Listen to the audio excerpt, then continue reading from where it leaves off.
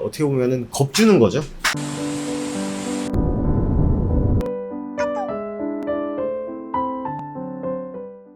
네, 반갑습니다. 허브경제TV입니다. 이번 시간에는 대한전선 한번 같이 보도록 하겠습니다.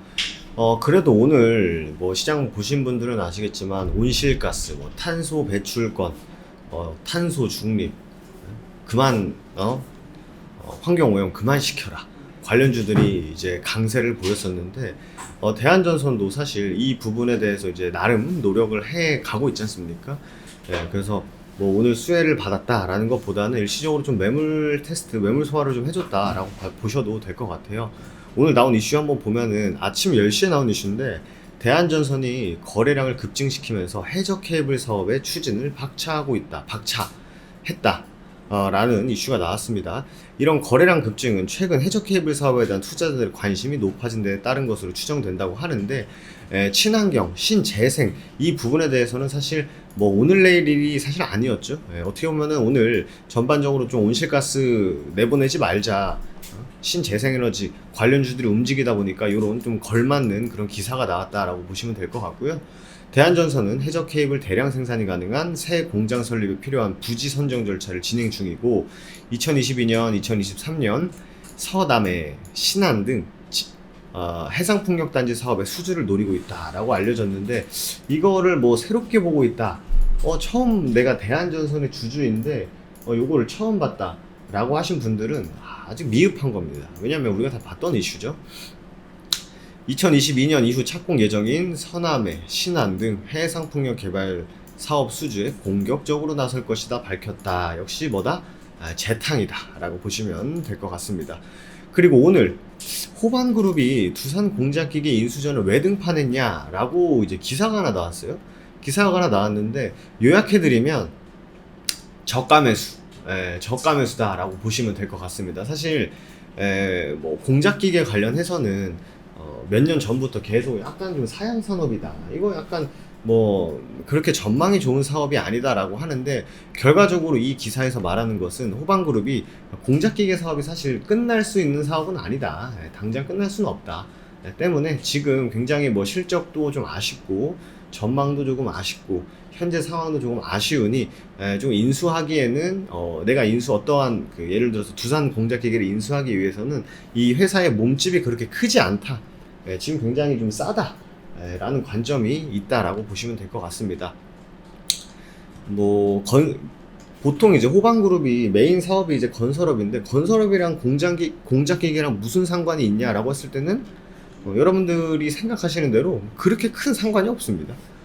단순히 공작기계업이 좀 할인되어 있다, 기업 가치가 그렇기 때문에 좀 싸게 살 수 있는 기회가 아닐까라고 이해를 해주시면 될 것 같습니다. 그래서 뭐 크게 의미부여하는 것보다는 호반그룹 자체가 그냥 단순히 건설업에 멈추지 않고 대한전선을 인수했을 때도 그렇고 향후 전망에 대해서 굉장히 좀 새로운 산업에 대해서 나아가고자 하는 좀 공격적인 행보다라고 보시면 될 것 같습니다. 그리고 22일 날 나왔던 이슈인데요. 미국, 유럽과 비슷한 탄소 국경 조정 요금제를 시행할 듯 하는데, 이게 뭐다? 환경 오염시키면 그에 따른 세금 내라 이겁니다. 우리나라한테 뭐 1조 원을 때렸다라는 얘기가 있어요. 우리나라에 1조 원을 때렸다는 얘기가 있는데, 이제 어떻게 보면은 겁주는 거죠. 너네 지금처럼 탄소 배출 그렇게 하면은 1조 내야 된다, 매년 내야 되는데 너네 낼래? 아니면은 탄소 배출 줄일래? 약간 요런 압박이라고 보시면 될 것 같습니다.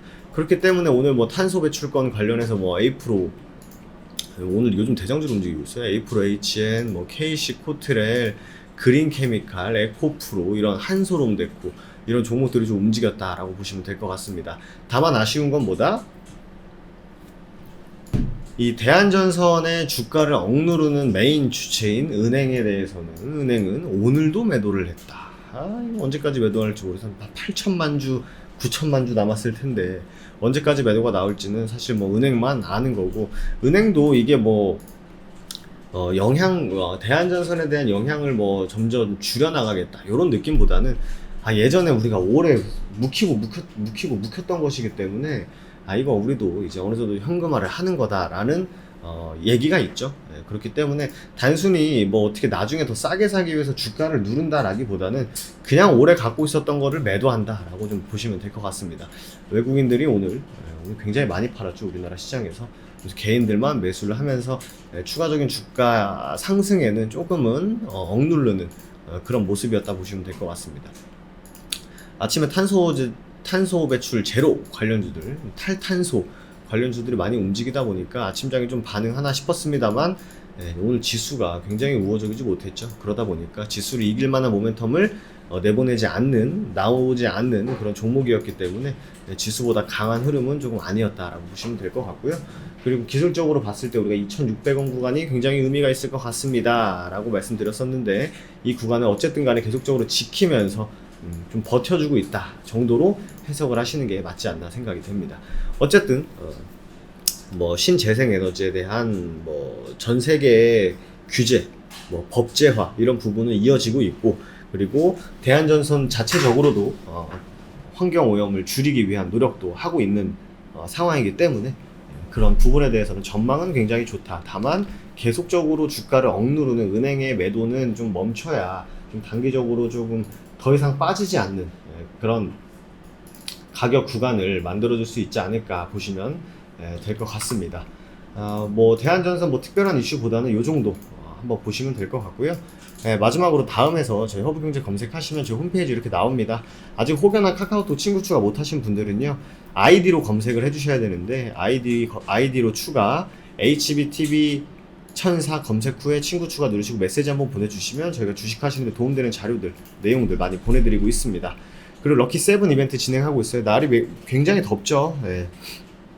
또 요런 무더위 또 주식을 통해서 잘 날려보낼 수 있지 않을까. 저희 럭키 세븐 이벤트 이제 이번 주까지만 진행이 되고 있습니다. 저희는 1년에 120만 원이고 한 달에 10만 원으로 좀 나름 합리적인 가격으로 진행하고 있습니다. 좋은 종목 고르기 힘드신 분들, 주식 매매 타이밍 잡기 힘드신 분들, 과연 저평가되어 있는지 고평가되어 있는지 판단하기 힘드신 분들은 저희 허브경제 TV와 함께 안정적인 주식 투자 한번 이어가 보시면 좋을 것 같습니다. 그럼 저는 또 다음 대한전선 시간에 인사드리도록 하겠습니다. 감사합니다.